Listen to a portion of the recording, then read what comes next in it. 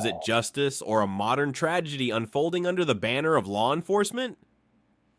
That's the question shaking America after the shocking death of Silverio Villegas Gonzalez, an unarmed father of two fatally shot by ICE agents in Franklin Park, Illinois. The incident didn't just trigger outrage, it reignited a national debate over what the U.S. immigration crackdown has become under President Donald Trump in 2025.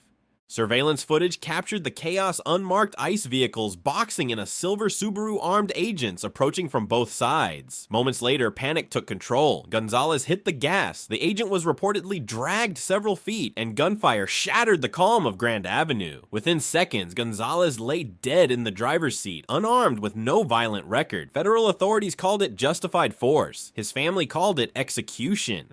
That video exploded online. Millions watched as America's immigration policy, once framed as law and order, appeared to cross a fatal line. The Department of Homeland Security released a statement defending the agent's actions, citing life-threatening danger. Yet investigative journalists from Reuters and The Guardian pointed out key inconsistencies. There was no visible weapon, no recorded verbal warning, and the entire incident unfolded in under 12 seconds. Experts like Dr. Samantha Reyes, a former DHS policy analyst, told BBC News that the case exposes the structural chaos within federal enforcement agents operate under protocols that blur the line between defensive and preemptive violence. Civil rights attorneys compared the case to earlier Border Patrol shootings, arguing it was proof of mission creep, where domestic streets now resemble militarized zones.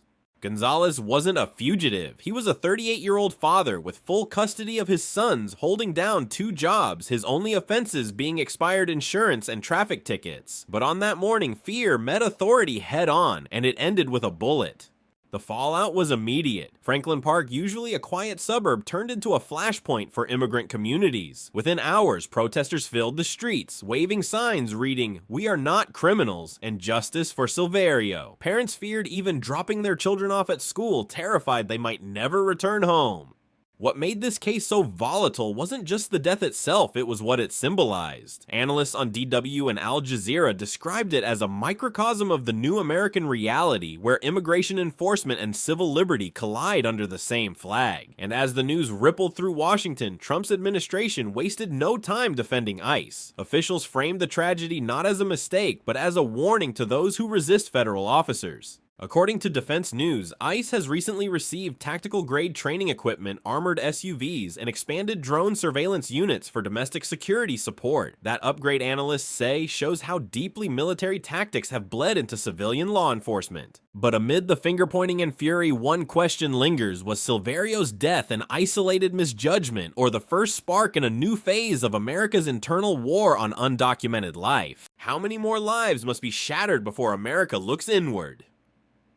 That question echoed through the streets of Chicago as Franklin Park's tragedy turned into a full-blown movement. Within 24 hours of Silverio Villegas Gonzalez's death, thousands flooded the sidewalks outside the Broadview ICE Detention Center, chanting "Shame" and "Stop the raids." The air was thick with tear gas, outrage, and fear. Parents wept as they spoke to reporters from Reuters and BBC America, terrified that taking their kids to school might become a death sentence. One mother told Al Jazeera that her 6-year-old daughter had nightmares after seeing the news. "She asked me if the police would shoot me next time I drive her to school." That single question captured the terror spreading through Hispanic neighborhoods nationwide. ICE headquarters in Chicago responded by fortifying its perimeter windows, boarded snipers posted on rooftops, armored vehicles parked like shields. What should have been a public building began to resemble a forward operating base. "It's a show of power meant to intimidate," said Professor Alan Hoffman, a political analyst at Georgetown, in an interview with The Guardian. But it also reflects a government at war with its own people. Counter-protesters soon arrived, waving American flags and chanting, "Support our agents." Local police, caught between both sides, resorted to pepper balls and barricades to restore order. Within minutes, peaceful chants dissolved into chaos. The clash wasn't just ideological, it was generational, racial, and deeply personal. By nightfall, the protests had spread to other Illinois suburbs, Cicero, Berwyn, and Melrose Park. Social media live streams drew millions of views, showing crowds confronting ICE convoys, shouting that they wouldn't stand by while fathers are executed in broad daylight. Civil rights groups accused the Department of Homeland Security of escalating violence rather than de-escalating tensions. But inside Washington, the message was different. According to DW News, DHS officials briefed the White House arguing the Franklin Park shooting demonstrated a rise in violent resistance against federal officers. It wasn't seen as a failure, it was seen as justification. Behind closed doors, President Trump's advisors began discussing Operation Midway Blitz, a multi-state immigration crackdown designed to restore order and eliminate the worst offenders. In other words, Washington turned tragedy into fuel. Analysts from Cato Institute and the Brookings Institution warned that labeling entire communities as potential threats could backfire, deepening mistrust and undermining law enforcement credibility. When you start policing fear instead of crime, said analyst Laura Pena, you lose the trust of every neighborhood you claim to protect. Meanwhile, the economic and emotional toll on immigrant families grew visible. Businesses owned by Latinos reported sudden customer drop-offs. Daycare centers saw empty seats. People were vanishing voluntarily, staying home, too afraid to go to work, school, or even the grocery store. In one viral clip, an ICE convoy passed through a residential block as families peered through curtains, whispering in Spanish, "Don't open the door." That image, ordinary Americans hiding from their own government, sparked global coverage. Even BBC World Service drew parallels between these raids and Latin America's 1980s-era night operations under military rule. Protesters vowed not to back down. "We'll fill the streets every night if we have to," declared one organizer. But critics asked, would confrontation stop the crackdown or just invite a harsher one? As armored trucks rolled through Chicago's outskirts and Washington framed resistance as rebellion, one chilling truth emerged. The country wasn't merely divided, it was being conditioned for a prolonged domestic standoff. So where does justice end and control begin? When tragedy turns into policy, who really benefits? That was the question looming over Washington as the Trump administration transformed the Franklin Park shooting into political ammunition. Inside the Department of Homeland Security, senior officials framed the incident not as a moral failure, but as evidence that federal agents were under siege. Within days, the administration's answer arrived: Operation Midway Blitz, a nationwide directive to intensify arrests, raids, and deportations under the pretext of targeting the worst of the worst. In reality, according to Reuters and The Guardian, more than 60% of those arrested under similar ICE campaigns since 2023 had no prior criminal convictions. A leaked DHS memo later published by Al Jazeera revealed the internal pressure agents were under quotas, media coordination plans, and an explicit goal to project dominance and deterrence. The administration's messaging was clear: law enforcement could not appear weak.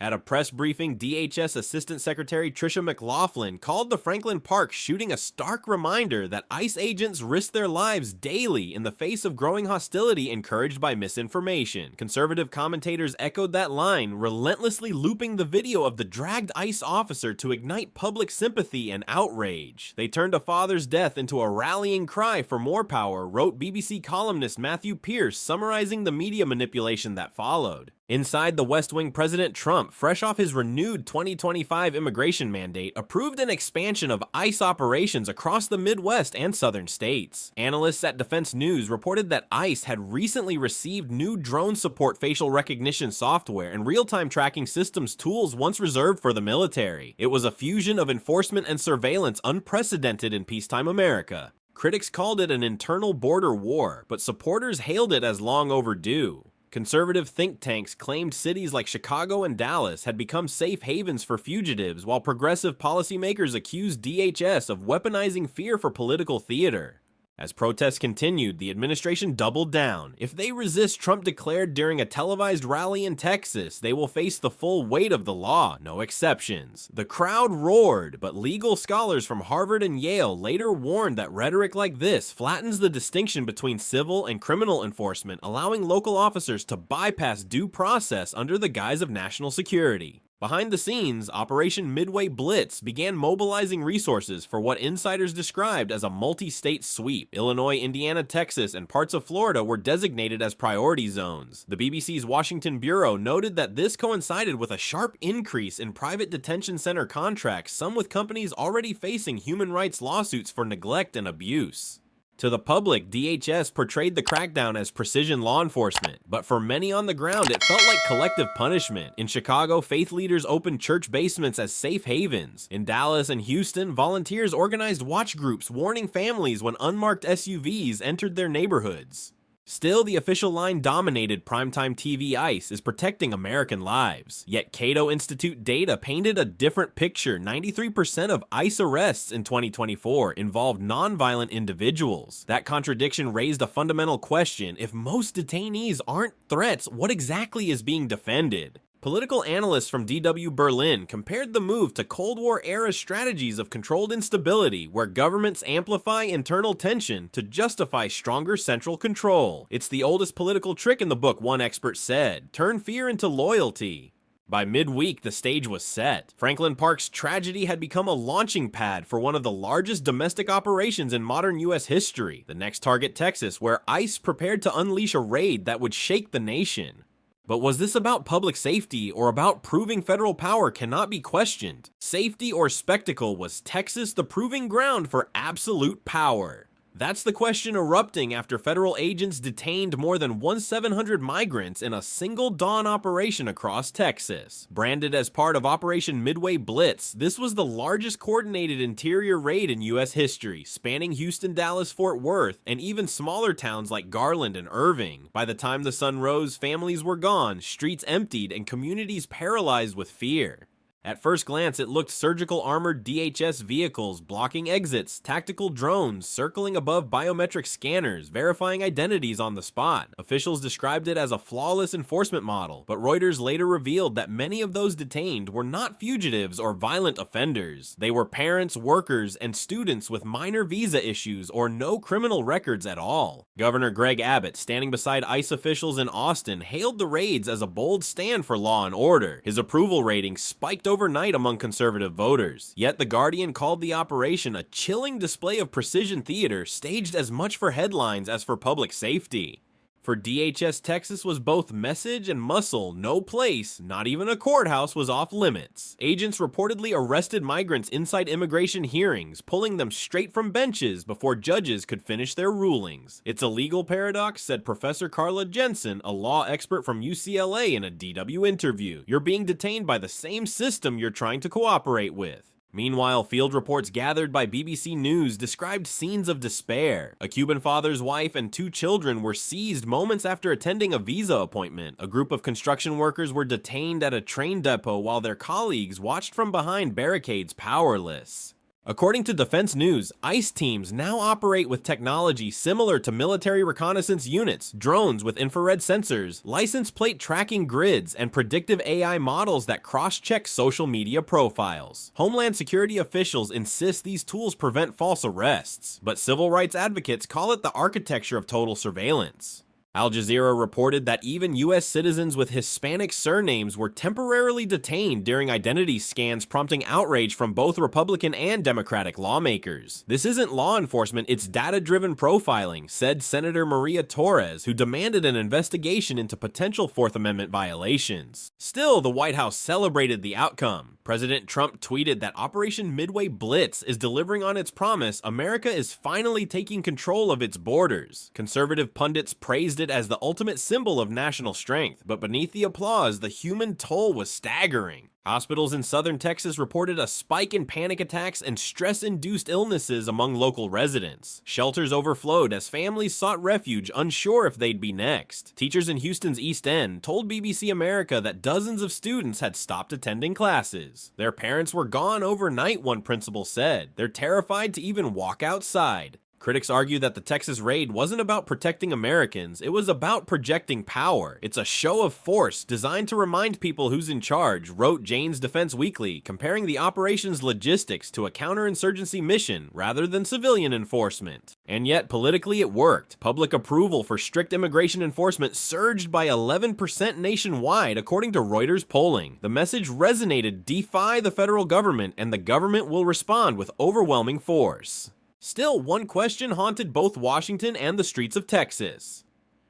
If 1,700 were detained today, how many more will vanish tomorrow, and who decides when it's enough? When the headlines praise victory, who counts the broken families left behind? That grim reality hit hardest in Houston's East End, where ICE raids under Operation Midway Blitz tore through apartment blocks like shockwaves. While officials in Washington celebrated the success of 700 apprehensions, the human aftermath was far from triumphant. In neighborhood after neighborhood, witnesses described scenes of terror. Fathers handcuffed on their way to work, mothers screaming as unmarked SUVs surrounded their homes, children watching from balconies as their parents disappeared. Reuters confirmed multiple instances where agents mistook lawful residents for undocumented immigrants, detaining first, verifying later. Collateral damage in the name of order, wrote The Guardian.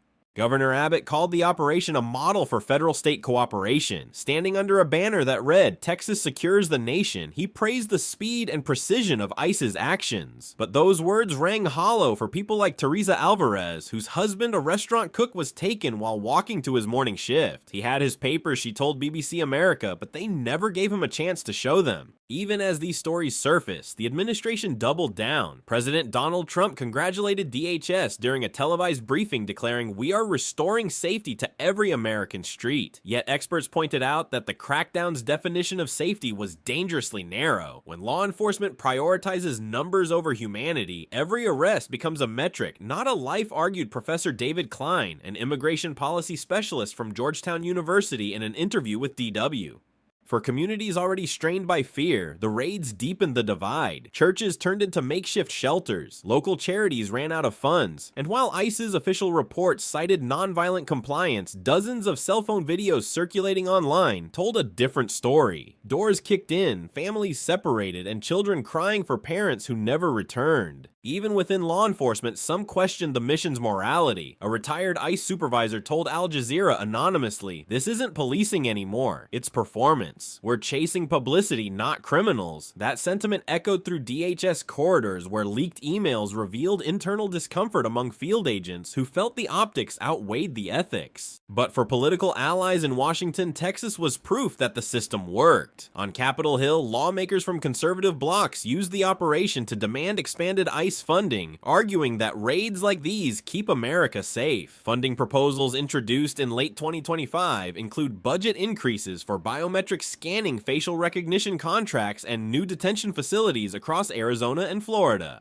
Yet beneath the political triumphs lay psychological scars. A joint BBC-Reuters investigation reported that more than 430 Texas schoolchildren had at least one detained parent following the raids. Mental health professionals described an epidemic of silence among Hispanic children, nightmares, anxiety, and refusal to attend school.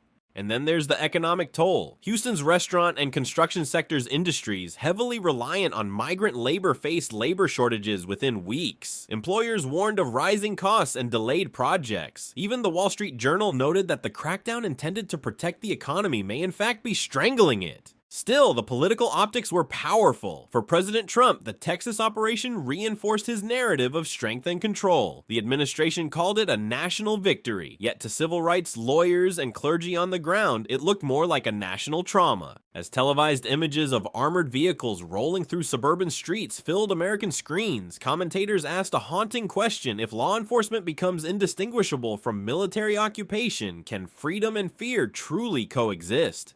How much control is too much control before a democracy starts to fracture? That question now defines the American landscape as Operation Midway Blitz becomes both a symbol of order and a warning of overreach. The Texas raids may have been hailed as a success by President Donald Trump, but for millions of Americans, they've become a mirror reflecting a nation struggling to reconcile safety with liberty.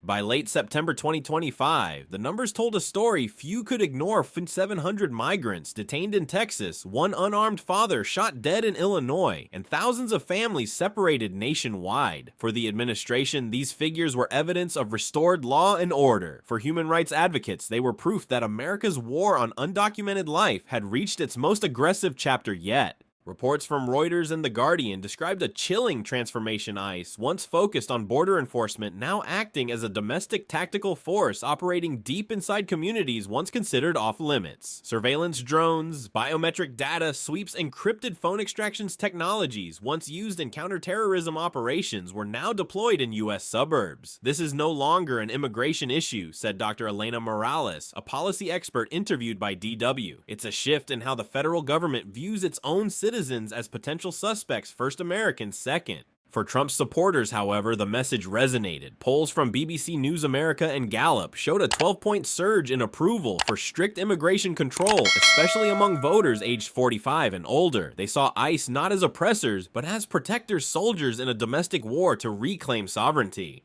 But the deeper issue runs beyond politics. Analysts from Defense News and Jane's Defense Weekly warned that militarized law enforcement inevitably reshapes public behavior. The constant presence of armored vehicles and drone surveillance doesn't just enforce compliance, it breeds psychological submission. When every neighborhood feels watched, one analyst wrote, resistance becomes silence. Meanwhile, the human cost grows invisible. In Illinois, Silverio Gonzalez's two sons, ages 7 and 3, remain under state custody, their future uncertain, their story reduced to a headline. Civil rights groups in Chicago continue demanding accountability, but their protests have been overshadowed by the next wave of operations. It's a cycle of outrage, justification, and repetition. Political scientists at Harvard call it the normalization of fear. Each new raid desensitizes the public a little more. Each televised confrontation reinforces the idea that enforcement equals patriotism. And that, critics argue, is how democracies erode from applause, not opposition. In the southern states, signs of quiet resistance persist. Churches shelter families. Advocacy groups use encrypted networks to warn of ICE movements. College campuses hold candlelight vigils for those detained or deported. Yet the federal response remains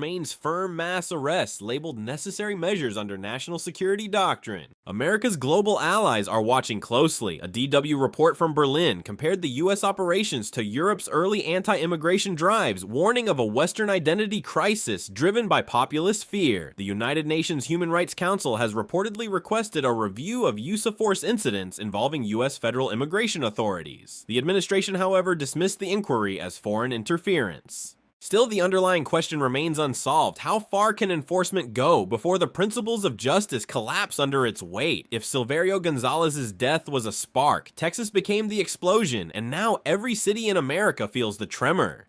As the debate deepens, one fact is clear: America's struggle over immigration has evolved into a struggle over itself. Can a nation preserve freedom while demanding absolute control? And if not, how many more headlines will it take before America admits that the cost of order may be its very soul? The Franklin Park shooting of Silverio Villegas Gonzalez ignited a chain reaction that reshaped U.S. immigration policy under President Donald Trump. What began as a disputed ICE encounter in Illinois became the foundation for Operation Midway Blitz, a sweeping enforcement campaign spanning multiple states. Within weeks, 1,700 migrants were detained in Texas alone as federal agents deployed military-grade tactics once reserved for war zones. Supporters praised the operations as decisive steps toward restoring national security. Critics saw them as a domestic power grab, eroding civil liberties and targeting communities based on fear. Analysts from Reuters, BBC, and Defense News warned that militarized law enforcement blurs the line between protection and oppression, pushing the nation toward internal division. The deeper question is not whether ICE enforces the law, it's what kind of nation America becomes in doing so. As protests grow and families fracture, the US faces a moral reckoning between sovereignty and humanity. Will order prevail at the cost of freedom, or will America rediscover the balance between justice and compassion before the next raid